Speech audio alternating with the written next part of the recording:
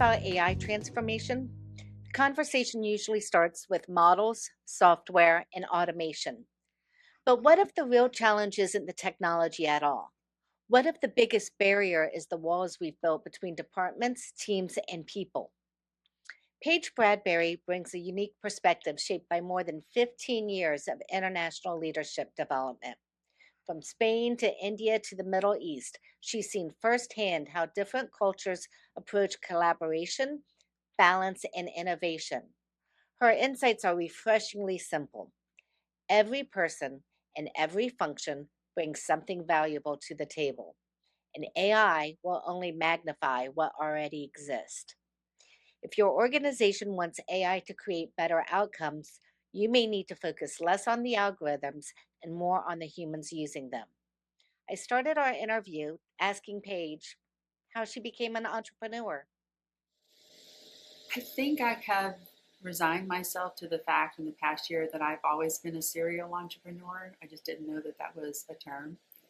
Uh, from a young age, I always had ideas, like let's impact the world with something, and realized that I don't know. I mean, there weren't really a lot of entrepreneurs in my family.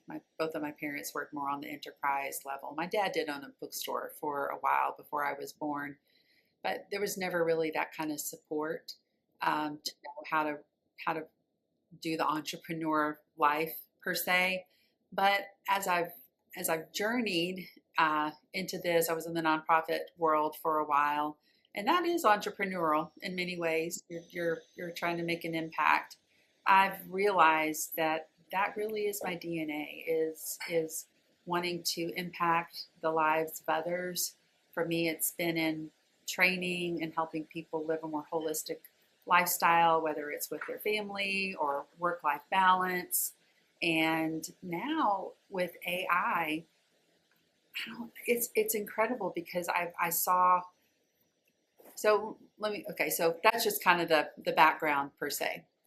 So what happened with just kind of my journey into where I am now at the Bradbury Group is I did international training for 15 plus years, working with leaders doing work life balance, Middle East, Latin America, India, some here in the States. Most of it was overseas.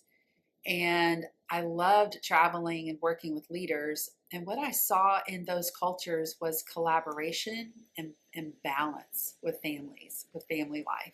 The first time I was in Spain, I saw just how they would take breaks and how they just enjoyed this cadence of life that we did not experience here in the States. And that impacted me. I was like, wow, this is amazing. Working cross culturally, one of the things I realized is that every culture has something amazing to offer. Every culture. And there's always something like a nugget of and a gem that you can find in working with people from other cultures. We do not have it all together here in the States. We have a lot that we can learn from other cultures.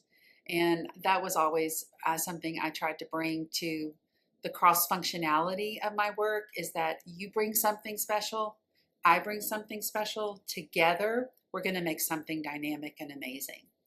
And I find that that same thread is needing to come more central, especially in the Western culture of business right now, because we have a tendency to be very siloed in our businesses, and even across, or if you're going to think about an enterprise, even across departments. This is my information. That's your information. And the idea of breaking down those data silos, those information silos, to allow an organization to be more collaborative and open so that the reality of what AI can do for a person, a company, and or a department can flow more freely is very much a parallel of what I experienced working overseas. Is that we need that cross functionality. We need to understand that HR brings something special to the table. Finance brings something special to the table. Those out in the field. My background is learning and development. As somebody who does training, I need to go and see who my learners are. I need to go out and experience it life from their perspective. That is a very important part of creating training, is that you need to get in their shoes and see what life is like.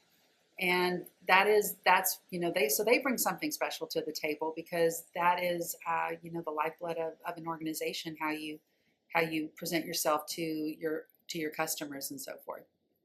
So for me, what I've seen is that there's this parallel of, we need to understand that everybody brings something special to the table, and AI is going to amplify the things that are good and the things that are lacking.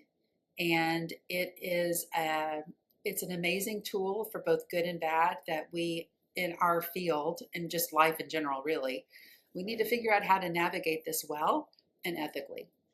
As Paige reminds us, transformation isn't about replacing people, it's about unlocking the value they already bring.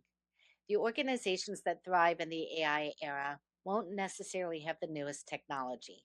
They'll be the ones that break down silos, embrace diverse perspectives, and build cultures where collaboration can flourish. The conversations I share on this podcast are about navigating change and amplifying potential. Subscribe for more discussions on navigating change with humanity at the center.